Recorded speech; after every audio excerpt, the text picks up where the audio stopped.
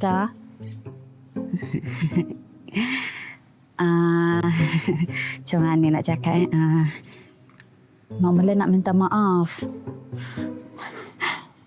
Kadang-kadang Mak Mela pun tak faham dengan jiwa Mak Mela ni. Emosi tak bertempat. Macam lift rosak. Kalau dah naik, tak turun-turun. Kalau dah turun tu tak naik pula kan. Tapi itulah, Mak Mela ni selalu sangat orang kampung ni salah faham sebab mulut Mak Mela ni. Kadang-kadang kita ni cakap lain tapi orang fahamnya lain. Tapi satunya Mak Mela bangga dengan mulut Mak Mela ni tau. Sebab mulut Mak Mela ni Mak Mela anggap macam rezeki. Tak semua orang dapat mulut macam Mak Mela ni tau.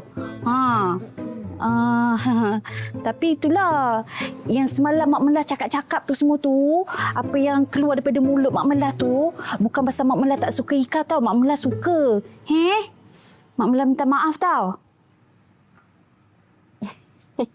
Tu tersenyum tersengih-sengih sampai sengit bibir tu. Senyum peli Cindy Mak Mela Taklah Mak Mela. Mak Mela, Ika pun nak minta maaf tau. Sebab Ika tak tahulah Ika terlalu ikutkan perasaan Ika ni.